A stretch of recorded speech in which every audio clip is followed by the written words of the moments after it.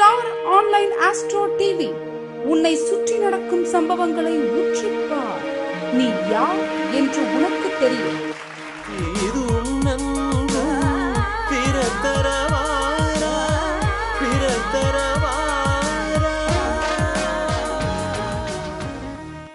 ராஜநிலையில் வாழும் எண்களும் வீழும் எண்களும் அப்படின்னு சொல்லி தலைப்பு கொடுத்தாங்க. அதுவும் சார் கொடுத்த தலைப்பு தான்.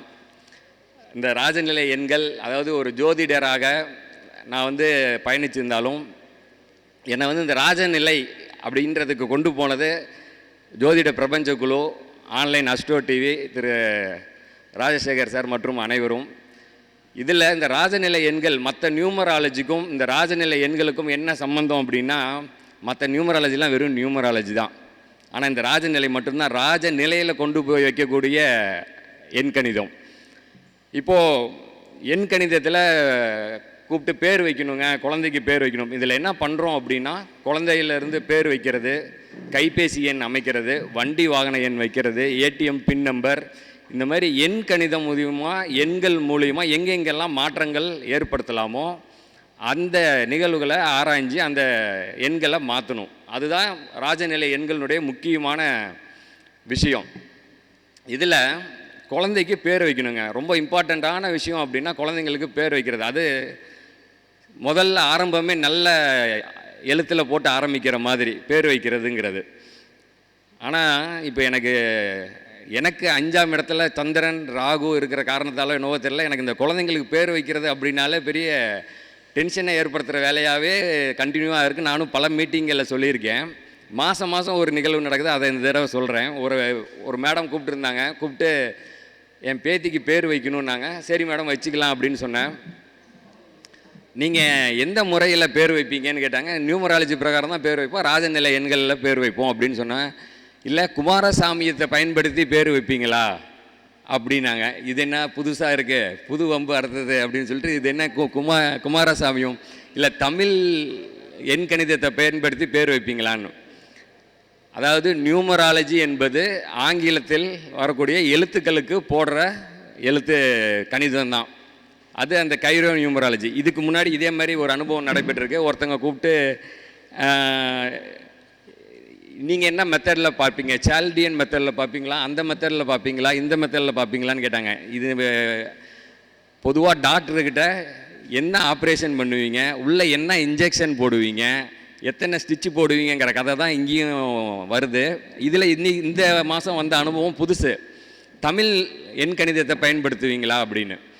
சரி, தமிழ் எண்கணிதம் என்ன அப்படின்னு சொல்லிட்டு, என்னடா இவங்க புதுசாக ஒரு பாடம் நடத்துகிறாங்க, அந்த பாடத்தை போய் கற்றுக்கலான்னு போனால், ஆங்கில எழுத்துக்களில் AIJQY அதுக்கு 1ஆம் நம்பர், BKR 2, CGLS அப்படின்னா 3 வந்துடும், DMT அப்படின்னா 4, EHNX அப்படின்னா 5 வந்துடும், UVW 6, OZ 7, FB 8. இது ஒரு மெத்தடு. இன்னொரு மெத்தடில் ஒரு சில எழுத்துக்களுக்கான எண்களுடைய வேல்யூ மாறுது. அதானே 2. ஆனால் பெரும்பான்மையாக என்னென்ன பெரும்பான்மைனா 100க்கு 99, 543க்கு 99 இல்லை, 100க்கு 99% யூஸ் பண்ணுற நியூமராலஜி அது.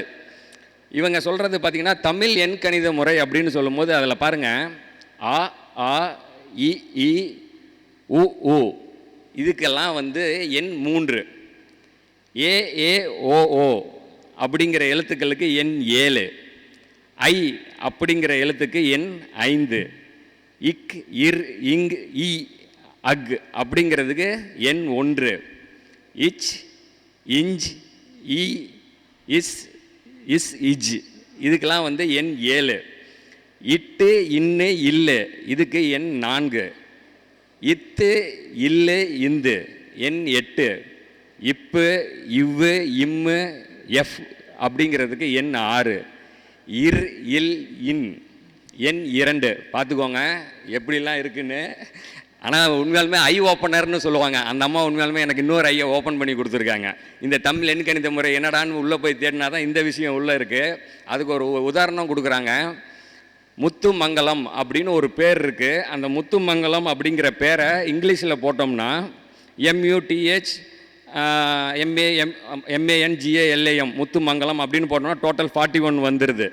ஆனால் இங்கே பாருங்கள், மூ இத்து இக்கு கமலம், முத்து கமலம், முத்து கமலம் அப்படிங்கிற பேருக்கு அதை எப்படி போடணுமா? இம் ப்ளஸ் ஊ ப்ளஸ் இத்து ப்ளஸ் இத்து ப்ளஸ் ஊ ப்ளஸ் இக்கு ப்ளஸ் ஆ ப்ளஸ் இம் ப்ளஸ் ஆ ப்ளஸ் இல் ப்ளஸ் ஆ ப்ளஸ் இம், முத்து கமலம் அப்படிங்கிறதுக்கு இப்படி தமிழ் எழுத்தை போட்டால் என்ன, அவங்க இந்த நம்பர்லாம் கூட்டி விட்டா 53 வருது, அது கூட்டி எண் 8 வருது. அதாவது புரிஞ்சுக்கோங்க, நம்ம ஆளுங்க எப்படிலாம் யோசிக்கிறாங்க.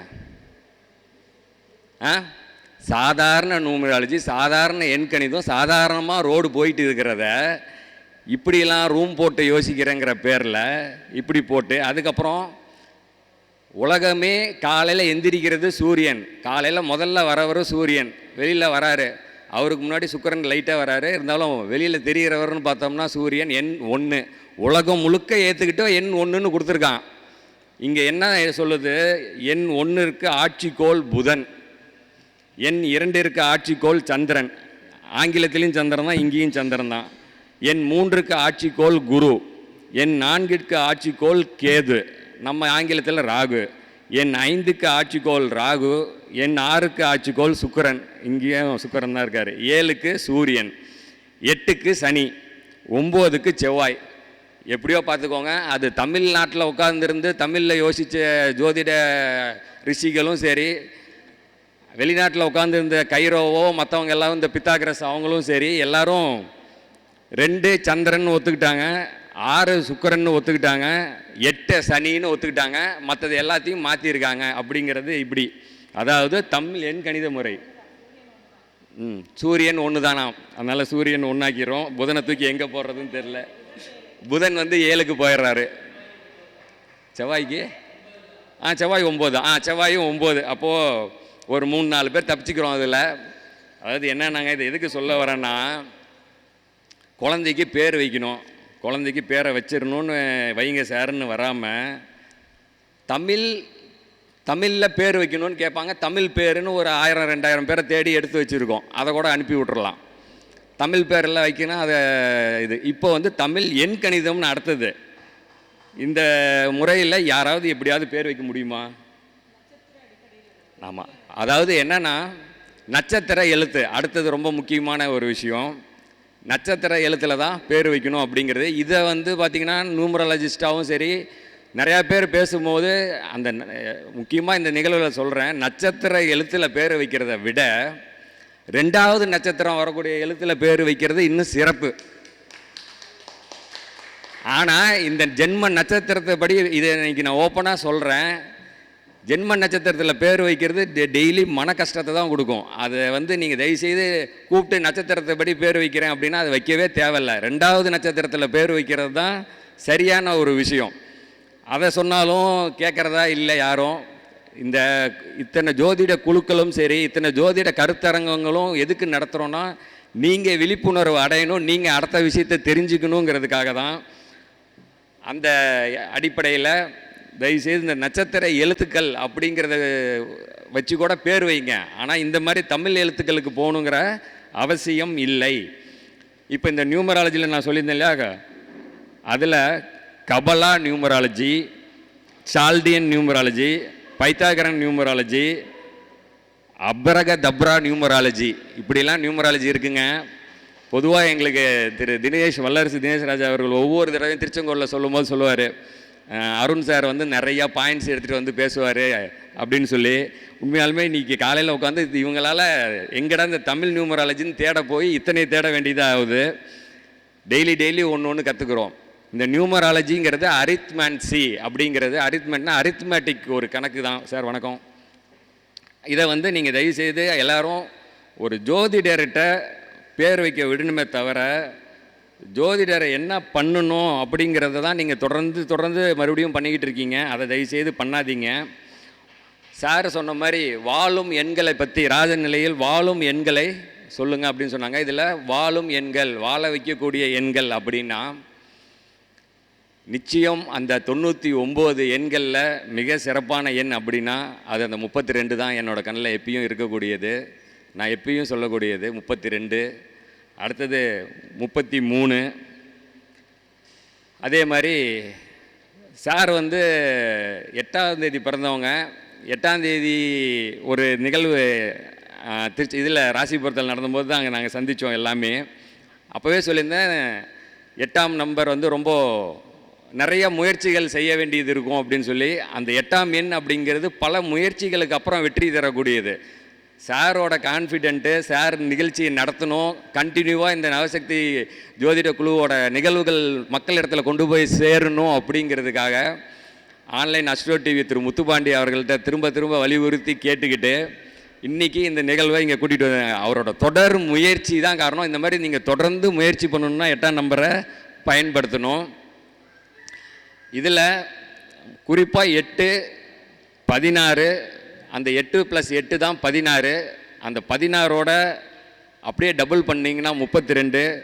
அந்த 32 எண் தான் மிக சிறப்பான எண்ணு சொல்கிறோம். அதுக்கப்புறம் இன்னும் வாழும் எண் அப்படின்னா அதில் 64. அது ஒரு முக்கியமான எண்.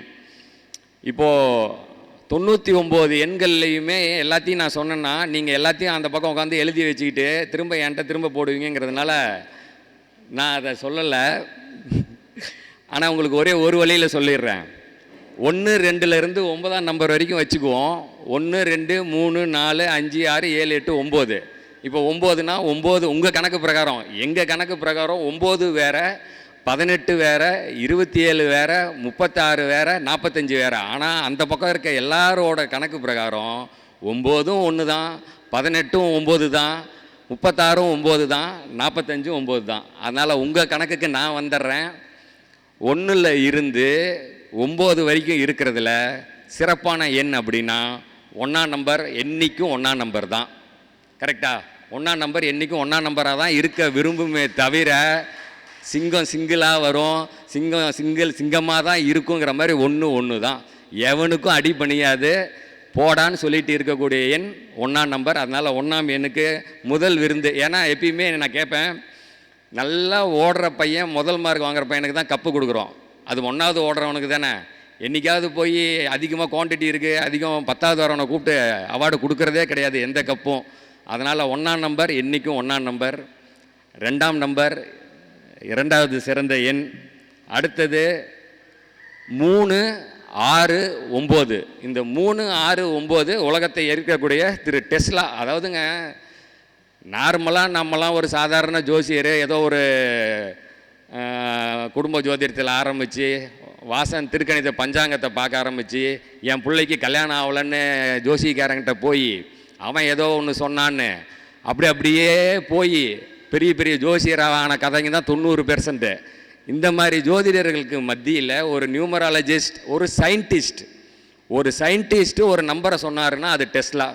3, 6, 9 அதானே? கரெக்டு தானே மேடம்? ஏன்னா நான் ஏதாவது தப்பாக சொல்லிட்டேன்னா, ஏன்னா சயின்டிஸ்ட் பேரெல்லாம் இழுக்கும் போது கொஞ்சம் அறிவோடு பேசணும்ல. அப்போ அந்த 3, 6, 9ங்கிறது உண்மையிலுமே ஒரு மிகப்பெரிய வல்லமை வாய்ந்த எண்கள். அதுக்கப்புறம் இந்த இதில் பார்த்தீங்கன்னா 1லேருந்து அந்த 9க்குள்ளார நியூட்ரலாக நடுவில் நிற்கிது. எங்கேயுமே இந்த நடுவில் நிற்கிறது தான் பிரச்சனை. ஒன்று கீழே போகுமா இல்லை மேலே போகுமான்னு தெரியாத கதையாக இந்த நடு நம்பரை கொண்டு போய் நியூட்ரல் நம்பர்னு 5ஆம் நம்பருக்கு வச்சுக்கோங்க. அது பாருங்கள், புதனுக்கு நியூட்ரலாகவே வந்திருக்குது. அவர் தான் ஏற்கனவே அலி கிரகம் வேறு நம்ம இதில் தமிழ் ஜோதிடத்தில் சொல்லுவாங்க. இந்த அடுத்தது வீழும் எண்கள், எல்லாம் வீழ்த்தக்கூடிய தன்மை உள்ள எண்கள், இல்லைன்னா கடுமையான முயற்சி பண்ணி ஜெயிக்கக்கூடிய எண்கள் அப்படின்னா 4, 7, 8. இந்த 3 எண்களில் பிறந்தவர்கள் கண்டிப்பாக கொஞ்சம் யோசித்து அனைத்துக்கும் ஒரு தடவைக்கு 4 தடவை, ஒரு தடவைக்கு 7 தடவை, ஒரு தடவைக்கு 8 தடவை முயற்சி பண்ணி ஜெயிக்கணும்.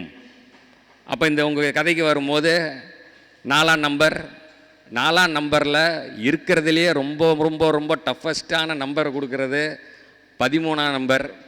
அது நம்ம நிறைய தடவை சொல்லியிருக்கோம், இருக்கிறதுல எவ்வளோ டஃப்னு. 13. அதே மாதிரி எனக்கு அப்படின்னு பார்த்திங்கன்னா, எனக்கு பொதுவாகவே ரொம்ப டேஞ்சரான நம்பர் அப்படின்னா 8. நான் ரொம்ப பயப்படக்கூடிய நம்பரு என் வாழ்க்கையில் 8, 17, 26.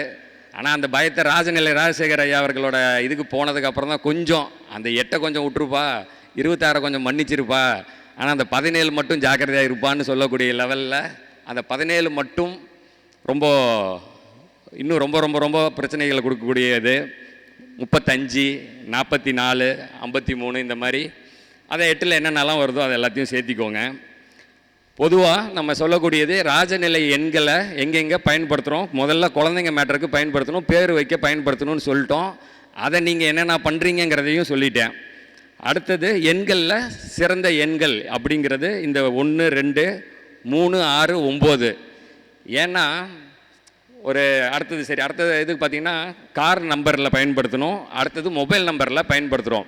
இந்த கார் நம்பருக்கு வருவோம். கார் நம்பர் வரும்போது 4 டிஜிட் நம்பர் வேணும். அந்த 4 டிஜிட் நம்பர் மட்டும்தான் பேசும். 4 டிஜிட் நம்பர் மட்டும்தான் பேசும். யூடியூப்பை போட்டு கார் நம்பர்னு தேடினா பல ஜோதிடர்கள், பல ஜாம்பவான்கள், பல நியூமராலஜிஸ்ட்டு, மிகப்பெரிய ஆளுங்கள்லாம் வந்து பேசுகிறாங்க. உண்மையாலுமே எல்லாரும் அவங்கவுங்க துறையில் அவங்களோட ஆய்வில் இது பண்ணி வச்சுருக்காங்க, வல்லுநராக இருக்காங்க. பட் ஒன்று மட்டும் தெளிவாக சொல்கிறேன், நாங்கள் தெளிவாக இருக்கோம், நான் தெளிவாக இருக்கிறேன். 4 நம்பர் மட்டும்தான் பேசும். 4 நம்பர் மட்டும்தான் பேசும். ஒரு தம்பி ஒருத்தரை பார்த்து பேசும்போது, என்ன யார்கிட்ட இப்போ வேலை செஞ்சுட்ருக்கேன், ஆனால் இந்த மாதிரி ஒரு பெரிய துணிக்கடை முதலாளிகிட்ட வேலை பார்த்துட்ருக்கேன் அப்படின்னாப்புல. அதான் தெரியுமே, பெரிய ஆளாக இருந்தாருன்னே ஒரு நம்பர் வச்சுருப்பாங்க இல்லையா. கேட்டேன் நான், சரி கார் டிரைவராக இருக்காப்புல, என்னப்பா நம்பர் வச்சுருக்காரு ஓனர் அப்படின்னு. 1989ன்னு வச்சுருக்காருண்ணா அப்படின்னா. 1989 நல்லா பார்த்துக்கோங்க, 1989. 1989 ஓகே ரைட்டு, கூட்டினா 27.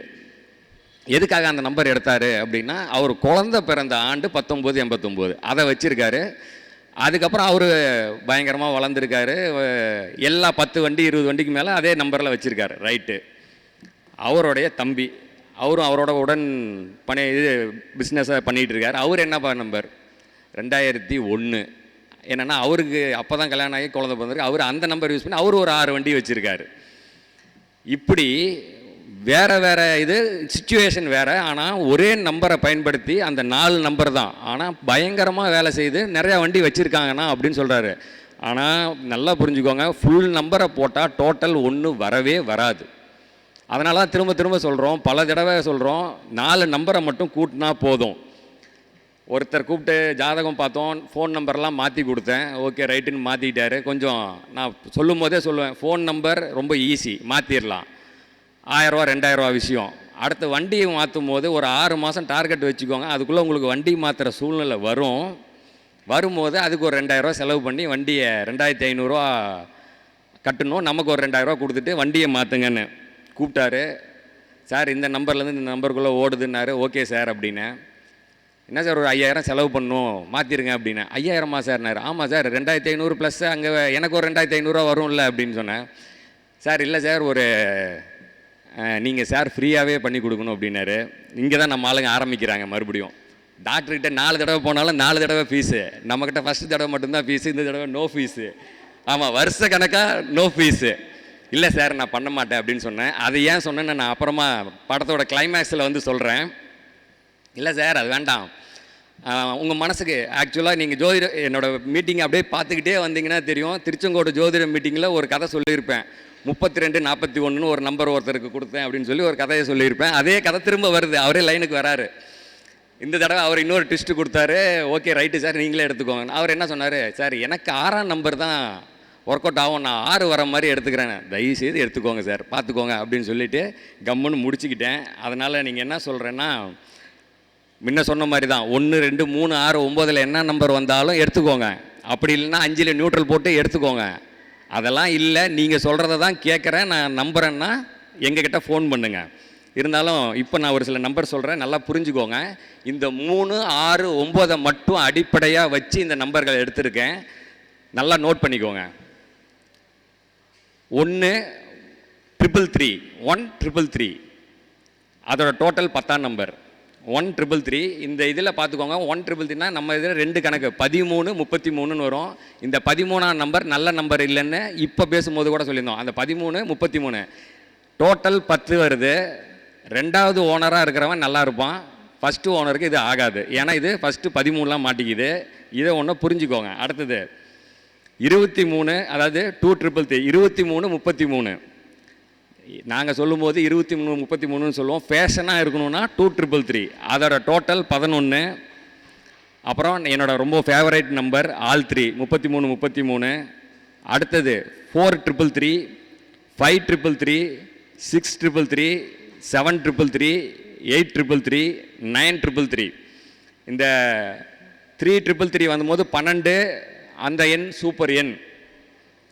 4 4333 வரும்போது மறுபடியும் கூட்டு எண் 13, அது சரி வராது. 5333 டோட்டல் 14. 1333யும் 10 வருது டோட்டலு. 5333 14, செகண்ட் ஓனர் தப்பிச்சுக்கோ. 6333 டோட்டல் 15, தப்பிச்சுக்குவார். 7333 16, super number. 8333 17 total, work out ஆகாது. 9333 18, டோட்டல் 9 வந்துடும். 9333யும் தப்பிச்சுக்கும். அதே மாதிரி இதே இன்னொரு இடத்துல அப்ளை பண்ணுறோம், கேட்டுக்கோங்க. 1666 19 டோட்டல். 2666 டோட்டல் 20. 3666 டோட்டல் 21. 4666 டோட்டல் 22. 5666 23. 6 4 போடுறது பயங்கர ஃபேமஸான நம்பரு, 24 வரும். அப்புறம் 7666, 8666, 9666. இதில் 1666 தப்பிச்சிரும், 2666 தப்பிச்சுக்கும். 6 4 போட்டு 66 4மே 6ஆக வரதும் ஓகே. சில பிரச்சனைகள் வரும், பட் இருந்தாலும் சம்பாதிச்சிடலாம். ஓகேங்களா? அடுத்தது இப்போ 9 இதில் வர்றது 1999 டோட்டல் வந்து 28. 2999 டோட்டல் 29. 3999, 4999, 5999, 6999, 7999, 8999, ஆல் 9. இதில் 2999 ஓகே. 5999ஓட டோட்டல் 32. 6999ஓட டோட்டல் 33. ஆல் 9ஓட டோட்டல் 36. இந்த எண்கள் சிறப்பாக அமையும். நல்லா புரிஞ்சுக்கோங்க. நீங்கள் ஒரு சீரியஸ் ஆஃப் இப்போ 1000 இருந்து 2000க்குள்ளே ஓடுது. இந்த 2000க்குள்ளே ஓடும் போது இந்த காம்பினேஷனில் 3 நம்பர் வரும். ஏதாவது 333ன்னு முடியும் போதோ, 666ன்னு முடிகிற மாதிரி, இல்லை 999ன்னு முடிகிற மாதிரி, இதில் எந்த நம்பர் வந்தாலும் எடுக்கலாம். ஆனால் பட்டு ஃபஸ்ட்டு நம்பர் 13ஆவோ 53 அந்த மாதிரி வரதை தவிர்க்கணும். புரியும்னு நினைக்கிறேன். ஓகேங்களா கதிர்? அந்த இது அடுத்தது இப்போ வண்டி வாகன எண்களுக்கு சொல்லியாச்சு. இப்போ குழந்தைக்கு பேர் வைக்கிறதெல்லாம் நல்லா புரிஞ்சுக்கோங்க. Name starting letter, ending letter அப்படின்னு ஒன்று இருக்குது. ரொம்ப சிம்பிளாக சீக்கிரமாக முடிக்கணும். இங்கே பார்த்துக்கோங்க. கணேசன் அப்படின்னு ஒரு பேர் வைக்கிறீங்க. ஸ்டார்டிங் லெட்டர் ஜியில் ஆரம்பிக்கும், எண்டிங் லெட்டர் எண்ணில் முடியும். அது 8ல் தான் வரும். இந்த மாதிரி வரக்கூடிய பேர்கள் மட்டும் கடகடன்னு படிச்சிடுறேன், புரிஞ்சுக்கோங்க. கணேசன், கணேஷ், சுரேஷ், சதீஷ், கோபாலகிருஷ்ணன், கோபிநாத், கோகுல்நாத், கோவிந்தராஜன், லக்ஷ்மணன்,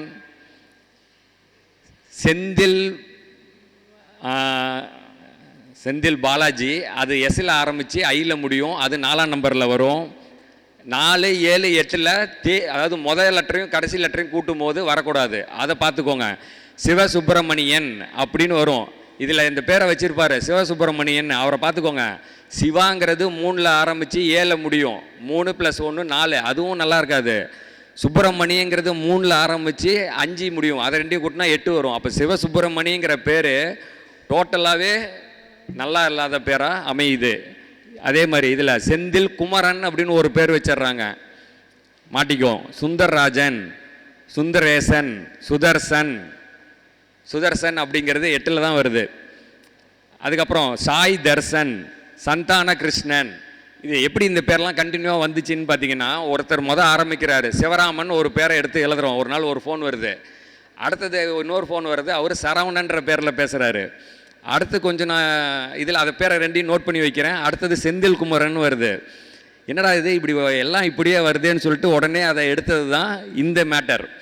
இதில் அதே மாதிரி பெண்கள் பேராக வரும்போது பார்த்திங்கன்னா சாந்தி, சாவித்ரி, காயத்ரி, லதா, லலிதா, சௌமியா, சாரதா, ஷாலினி, சிவசங்கரி, சுமித்ரா, ஸ்னேகா, சஞ்சனா, சங்கீதா, கீதா, சூர்யா, இந்த மாதிரி எல்லா பேர்களும் இதில் அடங்குகிறது. அதனால் பேர் வைக்கும்போது நானே வைக்கிறேன், தயவுசெய்து அடம் பிடிக்காதீங்க. இந்த குழந்தைங்களுக்கு நிறையா விஷயம் இருக்குது. அதுக்காக இந்த குழந்தைகள் பேர் வைக்கிறதுக்கும் எங்களை அணுகவும், வண்டி வாகன எண்கள் தேர்ந்தெடுக்கவும் சும்மா கேட்காம கரெக்டான ஃபீஸ் கொடுத்து கேளுங்க தயவுசெய்து. மொபைல் நம்பர் தயவுசெய்து அடுத்தது வர மொபைல் நம்பர் நம்மக்கிட்ட இருக்கிறது 10 நம்பரு. அந்த 10 நம்பரை 2 பிரிப்போம். அந்த 2 பிரிக்கிறது ராஜநிலை எண்கள் படி பிரிக்கணும். டோட்டல் ராஜநிலை எண்ணில் வரணும். அதை எல்லா நெட்வொர்க்லையும் பண்ண முடியாது, எல்லாரும் எடுத்து பண்ணிக்க முடியாது என்பதை கூறிக்கொள்கிறேன். தயவுசெய்து அதை அந்த ராஜநிலை எண்கள் தெரிஞ்ச ஜோதிடர் மட்டும்தான் பார்க்க முடியும். ஆனால் எல்லாரும் ஒன்றே தான் பார்ப்பாங்க. கண்டிப்பாக அதில் நீங்கள் வச்சுருக்க ஃபோன் நம்பரை பார்த்தாலே கண்டுபிடிச்சிடலாம், இது யாரோ ஒரு ராஜநிலை எண் தெரிஞ்ச ஒருத்தர் தான் அந்த நம்பரை எடுத்து கொடுத்துருக்காரு அப்படிங்கிறது. அது மட்டும்தான் இங்கே இருக்கிற ஜோதிடத்திலேயே ஒற்றுமையாக போகிற ஒரே விஷயம், அது மட்டும்தான். அதுதான் நான் எப்பயும் சந்தோஷப்பட்டுக்கிறேன். இது மாதிரி எண்களை பொறுத்த வரைக்கும் எல்லாத்தையும் சொல்லிட்டேன். அதுக்கு அடுத்தது முக்கியமான 2 விஷயங்களை கூறிக்கிட்டு நான் என்னோடய உரையை முடிக்க விரும்புகிறேன். டைம் எவ்வளோ ஆகுது? அதாவது இறைவனின் படைப்பில் மிகவும் சக்தி வாய்ந்த விஷயங்கள் ரொம்ப இருக்குது. அதில் ஜோதிடம் ஒன்று. இதெல்லாம் ஒரு மெயினான விஷயம். நான் எல்லார்கிட்டையும் வரக்கூடிய என்னோடய கிளைண்ட்டுக்கிட்ட நான் சொல்லக்கூடிய ஒரு விஷயம், ஒரு சில பாட்டை கேளுங்க, படத்தை பாருங்கள். என்னோடய தொடர் பேச்சுகள்லேருந்து பார்த்தீங்கன்னா தெரியும், எல்லா மீட்டிங்லேயுமே 2 படத்தையோ ஒரு சில பாடல்களையோ சொல்லிக்கிட்டே தான் இருக்கேன். அந்த மாதிரி நான் சொல்கிற இதில் ஒரு முக்கியமான பாடல் என்னென்னா, உன்னை அறிந்தால் உலகத்தில் போராடலாம் அப்படின்னு. எங்கள் பட்டுக்கோட்டை அண்ணா அளவுக்குலாம் எங்களால் பாட முடியாது, என்னால் பாட முடியாது. இருந்தாலும் வரிகளை மட்டும் சொல்கிறேன். அந்த வரியில் பாருங்கள், உலகத்தில் போராடலாம் தான் சொல்கிறாரு. உன்னை அறிந்தால் உலகத்தில் போராடலாம். இந்த நியூமராலஜி மாத்திரம் அதை பண்ணுறோம் இதை பண்ணுறோம் இருந்தாலும் நான் போராட்டமாக தான் சார் இருக்குது. ஆமாங்க, மேட்ச்னா இறங்குனா கஷ்டமாக தான் இருக்கும், விக்கெட்டு விழ தான் செய்யும், திரும்ப விளையாட வேண்டியது இருக்கும், ஜெயிக்க வேண்டியது வரும். அதனால் போராடி தான் ஆகணும். ஆனால் உயர்ந்தாலும் தாழ்ந்தாலும் தலை வணங்காமல் நீ வாழலாம். வேலுசிவாயா அவர்கள் சொன்னாங்க, ஜேவிஆர் அப்படிங்கிற கல்யாண மண்டபம் அப்படிங்கிற மண்டபத்துக்கு வந்திருக்கோம், இந்த பேரை வச்சுருக்காருன்னு. உண்மையாலுமே சாருக்கு நன்றி சொல்கிறேன். ஏன்னா ஜேவிஆர் அப்படிங்கிறது 9 வரும், ஜேவிஆர் கல்யாண மண்டபம் அப்படிங்கிறது 51 வரும். அது ராஜநிலை எண்ணில் இருந்ததுனால தான் இன்றைக்கும் நான் இப்படி நின்றுக்கிட்டு இருக்கேன், தலை வணங்காமல் நான் இருக்கேன். கரெக்டு தான் இல்லையா? அதே மாதிரி மானம் பெரிதென்று வாழும் மனிதர்களை மான் என்று சொல்வதில்லையா? தன்னை தானும் அறிந்து கொண்டு ஊருக்கு சொல்பவர்கள் தலைவர்கள் ஆவதில்லையா? நல்லா பாருங்க, தன்னை தானும் அறிந்து கொண்டு ஊருக்கு சொல்பவர்கள் ஜோதிடர்களுங்க. நாங்கள் எங்கள் கிரகங்கள் எல்லாம் தெரிஞ்சுக்கிட்டு உங்களுக்கும் ஜோதிடம் சொல்கிறோம், தலைவர்கள் ஆவதில்லையான்னு கேட்குறாங்க. நல்லா பாருங்கள், ஜோதிடர்கள் அனைவரும் சிறந்த தலைவர்கள். எங்கள் வல்லரசு தினேஷ் ராஜா ஐயாவை போல், வேலுசிவா ஐயாவை போல் எல்லாரும் சிறந்த தலைவர்கள்னு சொல்லிக்கிறேன். பூமியில் நேராக வாழ்பவர் எல்லோரும் சாமிக்கு நிகர் இல்லையா? இந்த கோயிலுக்கு போகணும், அந்த கோயிலுக்கு போகணும், பரிகாரம் பண்ணுறேன், அப்படி பண்ணுறேன், இப்படி பண்ணுறேன். தயவுசெய்து சொல்கிறேன், அதெல்லாம் ஒரு first step, second step, third step தான். ஆனால் என்னோட ரொம்ப ரொம்ப முக்கியமான ஸ்டெப்பு உள்ளமே கோயில். நம்மளோட உள்ளம்தான் கோயில். நம்ம இங்கே சுத்தமாக இருந்துக்கிட்டு நல்ல சிந்தனையோட ஒழுங்காக இருந்தாலே போதும் அப்படிங்கிறது தான் இந்த வரி. பிறர் தேவையை அறிந்து கொண்டு வாரி கொடுப்பவர்கள் தெய்வத்தின் பிள்ளை இல்லையா? என்ன சார், அதாவது இங்கே மீட்டிங்கில் பேசுகிறோம், கீழே இறங்கினதும் எங்களுக்கு பணம் கொட்டாது. ஆனால் உண்மையாலுமே ஒரு மீட்டிங்கில் பேசினேன், கீழே இறங்கினதும் நம்ம யோகிராஜ் சார் அவர்கள் ஒரு நாள் கூப்பிட்டு பாராட்டி உடனே கையில் ஒரு 100 ருபீஸ் கொடுத்தாங்க. அந்த மாதிரி அடுத்தது ஒரு இது கொடுத்ததும், அதாவது என்னென்னா, உடனே பாராட்டி கொடுக்குற அந்த வள்ளல் குணம் அது இருக்கணும். இங்கே உட்காந்துருக்க ஒவ்வொருத்தருக்கும் இப்போ வேலு சிவாயா வராங்க அப்படின்னா அவங்க அவ்வளோ நிகழ்வுகளை விட்டுட்டு இங்கேக்கு இந்த ஜோதிடத்தை வளர்த்தணும்னு வராங்க. தனபாகியம் மேடம் அவர்கள் கோயம்புத்தூர்லேருந்து வராங்க. எல்லாரும் அன்னதானம் பண்ணுறாங்க. எங்கள் ஜோதிட பிரபஞ்சக்குள்ள எவ்வளவோ சேவைகள் பண்ணுறாங்க. பட்டுக்கோட்டை அவர் பார்த்திங்கன்னா டெய்லி அன்னதானம் பண்ணிகிட்டு இருக்காங்க. அண்ணன் புரோகிதம் போய் எவ்வளோ சேவை பண்ணுறாங்க. இந்த மாதிரி ஒவ்வொருத்தர்களும் அவங்களால முடிஞ்ச இதை வாரி கொடுத்துக்கிட்டு தான் இருக்கோம். எங்களால் முடிஞ்ச கருத்துக்களை உங்களுக்கு வாரி கொடுக்குறோம். அதை தயவுசெய்து கரெக்டாக அள்ளிக்கொள்ளணும்னு கேட்டுக்கிறேன். அடுத்தது, மாபெரும் சபையினில் நீ நடந்தால் உனக்கு மாலைகள் விழ வேண்டும். பார்த்துக்கோங்க. மாசு குறையாத மன்னவன் இவன் என்று போற்றி புகழ வேண்டும். அடுத்தது, உன்னை அறிந்தால் நீ உன்னை அறிந்தால் உலகத்தில் போராடலாம். அதாவது நல்லா இந்த பாட்டை தயவு செய்து காலையில் எந்திரிச்சதும் ஒரு தடவை போட்டு கேட்டுட்டு நம்மளை ரீவைண்ட் பண்ணி எப்படி வாழணும்னு தயவு செய்து கற்றுக்கோங்க. அடுத்தது, அரிது அரிது மானிட ராதல் அரிது அதனினும் அரிது கூன் குருடு செவிடு பேடு நீங்கி பிறத்தல் அரிது ஞானமும் கல்வியும் நயத்தல் அரிது ஞானமும் கல்வியும் நயந்த காலையும் தானமும் தவமும் தான் செய்தல் அரிது தானமும் தவமும் தான் செய்வராயின் வானவர் நாடு வழி திறந்திடுமே அப்படின்னு ஔவையார் சொல்லியிருக்காங்க. நான் சொன்ன மாதிரி எங்கள் ஜோதிட பிரபஞ்ச குழு தானத்தில் சிறந்த பல தானங்களை எல்லா இடத்துலையும் செஞ்சுக்கிட்டு இருக்குது. பல விஷயங்களை கொடுத்துக்கிட்டு இருக்கோம். அந்த மாதிரி அனைவரும் அனைத்து இதையும் நல்ல நல்ல விஷயங்களை கேளுங்க. இந்த மானிட பிறவிங்கிறது ரொம்ப முக்கியமான பிறவி. இந்த பிறவியில் பிறந்தோம், ஏதோ பண்ணோம் போனோன்னு இல்லாமல் எல்லாருக்கும் பயனுள்ள முறையில் வாழணும். ஜோதிட கருத்துக்களை கேளுங்க. ஜோதிடத்தை பயன்படுத்தி வாழ்க்கையில் வெற்றி பெறுவதற்கான விஷயங்களை செய்யுங்க. இந்த மாதத்துக்கான 2 திரைப்படங்களை சொல்லிக்கிட்டு என்னோடய உரையை முடிக்கிறேன். முதல் படம் மைதான், பிரைம் வீடியோவில் இருக்குது. ஹிந்தியில் தான் இருக்குது இந்த படம். மைதான்னா மைதானம் அப்படின்னு பேசும்போதே இது வருது. அதாவது என்னென்னா, ஏன் எமோஷ்னல் ஆகிறேன்னா, நீங்கள் அந்த படத்தை பார்க்கணும். அதில் வந்து பார்த்திங்கன்னா அது ஒரு ஃபுட்பால் பிளேயர் கதை. திரு அஜய் தேவ்கன் அவர்கள் நடிச்சிருக்காங்க. அந்த படத்தை வந்து சையத் அப்துல் ரஹீம் அப்படிங்கிறவருடைய வாழ்க்கை வரலாறை எடுத்திருக்க ஒரு படம். அதாவது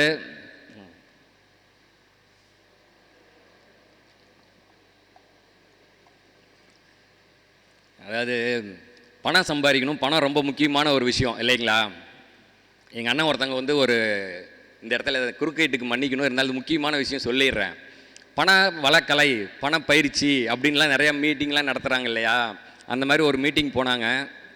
போயிட்டு வந்து சொன்னாங்க, வட போகிறண்ணே அவன் நீ சொல்கிறதே தான் சொல்கிறான் அப்படின்னாங்க. என்னண்ணா சொல்கிறான் அப்படின்னேன்.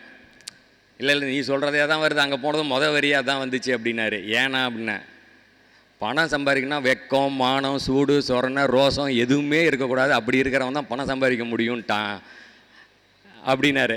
இந்த மாதிரி எமோஷ்னல் ஆகிறவங்களாம் பணம் சம்பாதிக்கவே முடியாது. அதனால் புரிஞ்சுக்கோங்க, எதுக்கும் எமோஷ்னல் ஆகக்கூடாது. அதை சொல்லிக்க விரும்புகிறேன். இந்த இடத்துல பணம் சம்பாதிக்கணும்னா கருணையே இருக்கக்கூடாது. சாராயம் குடித்து எத்தனை பேர் செத்தாலும் பரவாயில்லன்னு நம்ம காய்ச்சி விற்று பணத்தை போட்டுட்டு போய்கிட்டே இருக்கணும். அப்படி இருக்கிறவங்க தான் சம்பாதிக்க முடியும். அறிவை சம்பாதிக்கிறதுக்கு தான் இந்த ஜோதிடம், ஞானம், கோயில் எல்லாமே. அறிவு தான் நிற்கும். இன்றைக்கி ஔவையாரை பற்றி நான் இங்கே பாட்டு படிக்கிறேன்னா, ஔவையார் எத்தனை அக்கௌண்ட் வச்சுருந்தாங்க, எத்தனை கோடி சம்பாதிச்சாங்கன்னு இல்லை, இந்த அறிவை அவங்க கொடுத்துட்டு போனதுனால தான் அந்த இது தான் நிற்கிது அவங்க காலத்தில். அதனால் தயவுசெய்து இந்த அறிவை வளர்த்துறதுக்கான திறமையை பார்த்துக்கோங்க. இப்போ மைதானத்துக்குள்ளே வருவோம். இந்த மைதான் அப்படிங்கிற படம் என்னென்னா, ஒரு ஃபுட்பால் கோச்சினுடைய கதை. அந்த கதையில் தயவுசெய்து டேட், அவரோட பேர் வந்து சையத் அப்துல் ரஹீம். அவர் பிறந்த தேதி 17/8/1909. அதாவது 17 இந்த ராஜநிலையில் வாழும் எண்கள் வீழும் எண்கள் என்கிற தலைப்பில் பேச வந்தேன். நம்பர்லாம் சொன்னேன். இந்த நம்பர் அதோட பொருத்திக்கோங்க. 17 கூட்டு எண் 35 பிறந்திருக்காரு. சையத் அப்துல் ரஹீம் அப்படிங்கிறதோட டோட்டல் 42 வருது. பார்த்துக்கோங்க. இவர் என்ன பண்ணுறாரு, ஒரு டீச்சராக இருக்கார். ஃபுட்பால் மேலே உள்ள ஆர்வத்தால் ஒரு கோச் ஆகி நம்ம ஃபுட்பாலுக்கு நல்லா பண்ணணும் அப்படின்னு கொண்டு வந்து இந்திய கால்பந்து அணியினுடைய கோச்சுக்கு போகிறாரு. 1952 இருந்து 1962 வரைக்கும் இவர் தான் இந்திய அணியினுடைய கோச்சாக இருந்திருக்காரு. இவர் வந்து பார்த்திங்கன்னா தடவை யுகோஸ்லோவியா அப்படிங்கிற இடத்துல ஃபின்லாண்டு சம்மர் ஒலிம்பிக்ஸ் நடக்குது. அதில் போய் அந்த யுகோஸ்லோவியாவில் 10 கோல் அடிக்கிறாங்க. யுகோஸ்லோவியா இந்தியாவை எதிர்த்து 10க்கு நம்ம 1 தான் போடுறோம். இந்தியா தோத்துருது, திரும்பி வந்துடுறாரு. வந்ததுக்கு அப்புறமா இவர் என்ன பண்ணுறாருன்னா திரும்ப போய் இந்தியா முழுக்க வேறு வேறு மாநிலங்களுக்கெல்லாம் போய் பசங்களை தேர்ந்தெடுத்து செலக்ட் பண்ணி மறுபடியும் கூட்டிகிட்டு போகிறாரு. செகண்டராபாத்லேருந்து துளசி தாஸ் பல்ராம், ஹைதராபாத்லேருந்து பீட்டர் தன்ராஜ், கல்கட்டாலேருந்து PK பேனர்ஜி மற்றும் சுன்னி. எதுக்கு நான் இந்த பேரெல்லாம் இவ்வளோ எடுத்து படிக்கிறேன்னா, நான் என்ன தான் சொன்னாலும் மிஞ்சி போனால் இந்த 1 மணி நேரத்தை இங்கே ஓட்டுவீங்க. இந்த படம் 3 மணி நேரம். அதை உட்காந்து பார்க்கணுன்னா உண்மையாலுமே கொஞ்சம் அறிவு பொறுமெல்லாம் வேணும். இருந்தாலும் இந்த பேரெல்லாம், இந்த மாதிரி கஷ்டப்பட்டவன் பேரெல்லாம் உங்கள் காதுக்காவது கேட்கட்டும் அப்படிங்கிறதுக்காக தான் இந்த பேரெல்லாம் படிக்கிறேன். இவர் என்ன பண்ணுறாரு, இந்த ஊர்லெல்லாம் போய் எல்லாத்தையும் செலக்ட் பண்ணி பசங்களை எடுத்துகிட்டு வந்து ட்ரெயின் பண்ணி அடுத்த ஏஷியன் கேம்ஸ் நம்மளோட ஒலிம்பிக்ஸுக்கு கூட்டிகிட்டு போகிறாரு. 1956 ஆஸ்திரேலியாவில் மெல்பர்னில் நடக்குது. அதில் முதல் மேட்ச்சில் ஆஸ்திரேலியா வந்து 7 கோல் அடிக்கிறான், இந்தியா வந்து ஒரே ஒரு கோல் தான் அடிக்குது ஃபஸ்ட்டு. அப்போ வந்து என்ன ஆகுதுன்னு பார்த்தீங்கன்னா, ஆஸ்திரேலியன் பிளேயர் வந்து என்ன பண்ணிடுறான்னா அந்த மேட்ச்சுக்கு போகும்போது உள்ளார இது பண்ணும்போது அதாவது அந்த இதை மாற்றி சொல்கிறேன். என்ன நடக்கும்னு பார்த்தீங்கன்னா, கிரவுண்டுக்குள்ளே போகும்போது ஆஸ்திரேலியன் பிளேயர் என்ன பண்ணுவான்னா நம்ம இந்தியன் பிளேயரை வந்து ஷூ லேஸ் கட்ட சொல்லிடுவான். அவங்க இறங்கி காலில் லேஸ் கட்டுவாங்க. அந்த அடிமைத்தனம் அதை அவன் பண்ணிடுவான். உடனே உள்ளே போவாங்க, மேட்ச் நடக்கும். அதில் வந்து ஃபஸ்ட்டு கோல் அவங்க அடிச்சிருவாங்க, ரொம்ப இதாயிரும். அப்போ இந்த கோச் அவங்கள இது சொல்லி நம்ம வந்து 7 கோல் அடிக்கிறது, அந்த கோவம் வந்து இதாகி என்ன ஆகுது, நம்ம இந்தியா 7 கோல் அடிக்குது, அவங்க ஒரே ஒரு கோலோட தோற்று போயிடுறாங்க அந்த மேட்ச்சில். நீங்கள் அந்த படத்தை பாருங்கள். உண்மையாலுமே அவன் என்ன சொல்கிறான், இந்த இந்திய அணி எங்களை ஜெயிச்சது, இந்த ஆஸ்திரேலியா அணி ஜெயிச்சது ஒரு லக்கு இல்லை, அதனால தான் ஜெயித்தாங்க, வேணால் ரீமேட்ச் விளையாடலாம் அப்படின்னு சொல்லுவான். அந்த மாதிரிலாம் நடந்து அந்த நிகழ்வில் பார்த்திங்கன்னா 4வது ரவுண்டுக்கு தான் போக முடிஞ்சுது. இந்தியா இறுதிக்கும் போக முடியல, வெளியில் வந்துடுது. அதுக்கப்புறம் 1960 இட்டாலியில் நடந்த ஒலிம்பிக்ஸில் போய் ஃபைனல் வரைக்கும் போகிறாங்க, முடியலை. அந்த குவாலிஃபை மேட்ச்சில் ஃப்ரான்ஸ் அந்த டேபிள் போடுவாங்க, 4 அணிகளுக்குள்ளார நடத்தணும். அதில் பெரிய பெரிய அணிகள், அதில் ஃப்ரான்ஸோடு நடக்கும் மேட்ச்சு.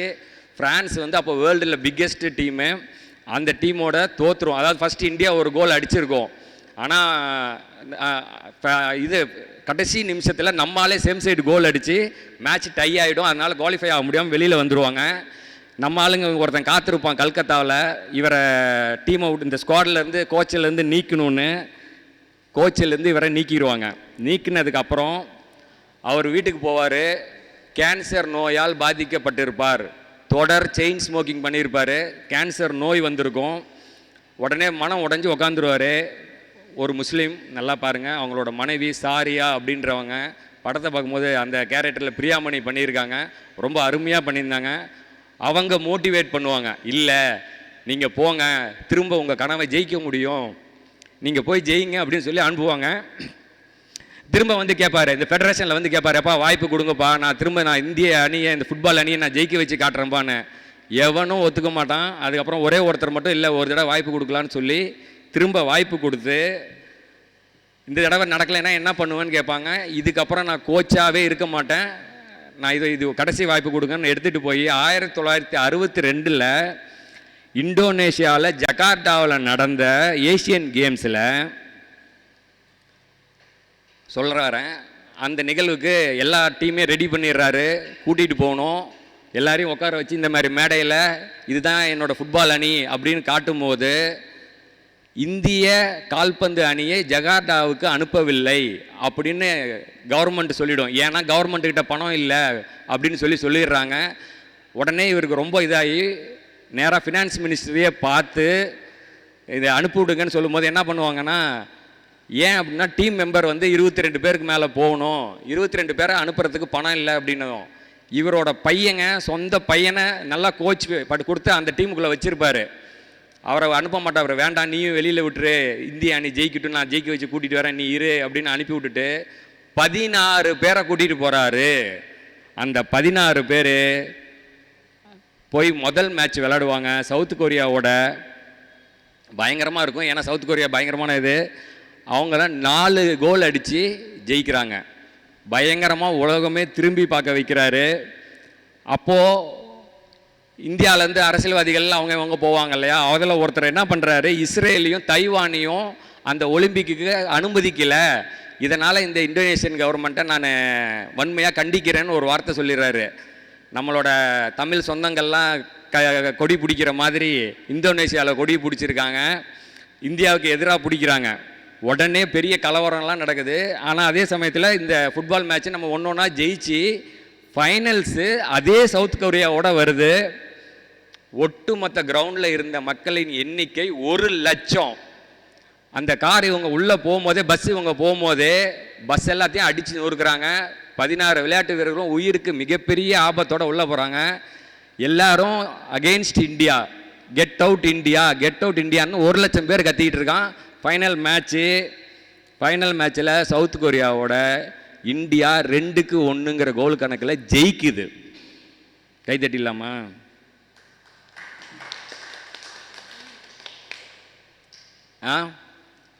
மேட்சை ஜெயிச்சு 1962 அந்த ஏசியன் கேம்ஸில் தங்க மெடலை வாங்கிட்டு வந்து கொடுக்குறார். வாங்கிட்டு வந்து கொடுத்து 9 மாதத்தில் அவர் உயிர் இழந்து விட்டார். இந்த S.A. அப்துல் ரஹீம், ஓகேங்களா, சையத் அப்துல் ரஹீம் அப்படிங்கிறவர். இந்த இவரோட வாழ்க்கையில் 17ஆம் எண் தொடர் போராட்டங்களையும் தொடர்ந்து அவர் முயற்சி பண்ணி கடைசியில் இந்த இந்தியாவுக்கு இந்த கோல்டு மெடலை வாங்கி கொடுத்துட்டு போய் இன்னைக்கு 62 வருஷம் ஆகுது. இன்ன வரைக்கும் இந்தியா குவாலிஃபை கூட ஆனது கிடையாது. புரிஞ்சுக்கோங்க. இந்த சமயத்தில் நம்ம இந்திய அணி வந்து வேர்ல்டு கப்பை ஜெயிச்சிருக்கு, T20 வேர்ல்டு கப்பை ஜெயிச்சிருக்கு. இந்த மேட்சை பார்த்துட்டு இருந்தேன், நைட்டு லேட்டாக ஓடிட்டு இருக்கும்போது, என்னடா அது கடைசியில் தோத்துற மாதிரி இருக்கே அப்படின்னு. அங்கேயும் ராஜநிலை தான் என்னை உட்கார வச்சிச்சு. எப்படின்னா, நான் இந்த விளையாட்டு வீரர்கள் எண்களை பற்றி நான் பேசியிருக்கேன், ஜெர்சி நம்பரை பற்றிலாம் பேசியிருக்கேன். அதில் ஹார்திக் பாண்டியாவோட எண் வந்து 33. இந்தியா மேட்ச் தோத்துற மாதிரி இருக்குது, வெறும் 18% தான் ஜெயிக்கும்னு சொல்லியிருக்கான். நான் பார்த்துக்கிட்டு இருக்கேன். சரி ஆஃப் பண்ணிடலாமான்ற போது ஹார்திக் பாண்டியாவுக்கு அந்த ஓவரை கொடுக்கும்போது எனக்கு ஒரு பையன் ஞாபகத்துக்கு வந்தார், என்னோடய தம்பி ஒருத்தர். ஆனால் இந்த 33ஆம் நம்பர் வந்து நீங்கள் சொல்கிற மாதிரி சூப்பராக இருக்குன்னா அது ஜெயிக்க வைக்குதானே. நான் அப்போ தான் பார்த்தேன், சரி இந்த 33 ஜெயிக்க வைக்குதான்னு இன்றைக்கும் பார்த்துடலாம் அப்படின்னு. 33 பாலை போட்டுச்சு. கடைசியில் 6 அடிக்கும் போது 63 கேட்சை பிடிச்சிச்சு. அப்படியே டேர்ன் ஆச்சு, இந்தியா வேர்ல்டு கப்பை வாங்கிட்டு வந்துச்சு. ரொம்ப சந்தோஷமாக இருந்துச்சு. அந்த 33ஆம் எண், நான் சொல்லக்கூடிய 33ஆம் எண் வந்து ஜெயிச்சு கொடுத்ததுன்னு கூறிக்கொண்டு, இந்த இன்னொரு படம் வந்து நான் சும்மா சிம்பிளாக சொல்லிடுறேன். இந்த இந்திய சுதந்திரம் என்பது சும்மா வந்ததில்லை. நான் ஒரு ஜோதிடராக இருந்தாலும் எனக்கு இந்த நாடு முக்கியம், மதம் முக்கியம், ஜோதிடம் முக்கியம். கிழக்கே போகும் ரயில் நம்ம நிறையா பேர்த்துக்கு தெரியும். ஏன்னா அந்த ரயில் தமிழ்நாட்டில் கிழக்கில் போச்சு, அதனால் ராதிகா வந்துச்சு, நிறையா பேர்த்துக்கு தெரியும். ஆனால் பாகிஸ்தான் சென்ற ரயில் அப்படின்னு ஒன்று இருக்குது, ட்ரெயின் டு பாகிஸ்தான் அப்படின்னு போய் யூடியூப்பில் தேடுங்க. அது வந்து பார்த்திங்கன்னா குஷ்வந்த் சிங் அப்படின்ற ஒரு எழுத்தாளர் எழுதின நாவலை அடிப்படையாக வச்சு எடுத்தப்பட்ட படம். ஆனால் உண்மையாலுமே நடந்த ஒரு பஞ்சாப் மாநிலத்தில் பாகிஸ்தான் பிரிவினையின் போது ஒரு ரயில் அந்த ஊரை தாண்டி தான் பாகிஸ்தானுக்கு போகணும். பாகிஸ்தான்லேருந்து வந்தால் அதுதான் ஃபஸ்ட்டு ஸ்டேஷன், இந்தியாவிலேருந்து போனால் அதுதான் கடைசி ஸ்டேஷன். அப்படி இருக்கக்கூடிய ஒரு இதில் இந்திய பிரிவினையின் போது அந்த ஊரில் எப்படி இருந்துச்சு, அந்த ட்ரெயின் எப்படிலாம் வெறும் பிணமாக வந்துச்சு அப்படிங்கிறத சொல்லக்கூடிய ஒரு இது. அதை பற்றி பேசினா இன்னும் நேரம் அதிகமாகிடும். இருந்தாலும் நான் அதை சொல்ல விரும்பலை. அதை சொல்லணுன்னா நான் அழுதேடுவேன். அந்த அளவுக்கு மனவேதனை தரக்கூடிய ஒரு விஷயம். தயவுசெய்து சொல்கிறேன், ஜோதிடம் என்பது மிகப்பெரிய வாழ்க்கையில் முன்னேறத்துக்கு பயன்படுத்துகிற விஷயம். நாங்கள் இவ்வளோ விஷயத்தை கற்றுக்கிட்டு சார்ட்லாம் போட்டுட்டு வந்து உங்களுக்கு எக்ஸ்பிளைன் பண்ண வந்திருக்கோம். அதெல்லாம் பார்த்திங்கன்னா நாங்கள் ஒரு அறிவுபூர்வமாக ஜோதிடத்தை கொண்டு போகணுன்னு நினைக்கிறோம். நிறையா ஆராய்ச்சி பண்ணுறோம். நிறையா விஷயங்களை சயின்டிஃபிக்காக இல்லைனாலும் நாங்கள் போய் சயின்ஸாக ப்ரூவ் பண்ண முடியலையாலும் அனலிட்டிக்காக நம்பராக தியரியாக இப்படி இருக்குது அப்படிங்கிறத சொல்லி விளக்கி உங்களுக்கு ஜோதிடத்தை சொல்கிறோம். தயவுசெய்து அந்த பக்கம் இருக்க எல்லாரும் இந்த பக்கம் இருக்க ஒரு ஜோதிடரை மருத்துவராய் அணுகுங்கள். ஜோதிடத்தை ஒரு மருத்துவம் போல் அணுகி நல்ல உங்களுடைய பிரச்சனைகளுக்கு தீர்வு காணுங்க. நல்ல கைபேசி எண்கள், குழந்தைங்களுக்கு பேர் வைக்கிறது, வண்டி வாகனங்களை தேர்ந்தெடுக்க அழைக்கவும். என்னோடய பேர் அருண். என்னோடய கைபேசி எண் 9952328832 மற்றும் 7377737380 என கூறிக்கொண்டு இந்த வாய்ப்பளித்த நவசக்தி ஜோதிட குழுவுக்கு நன்றி. கட்டம் தன் கடமையை செய்யும், கட்டிடம் தன் கடமையை செய்யும் என கூறிக்கொண்டு வாய்ப்புக்கு நன்றி கூறி விடைபெறுகிறேன். நன்றி, வணக்கம். ராஜநிலை ஜோதிடர் அருண்ராமையா அவருக்கு கோவிந்தசாமி ஆசிரியர் பொன்னாடை போத்தி மீண்டும் ஒரு முறை கௌரவிக்குமாறு கேட்டுக்கொள்கின்றேன்.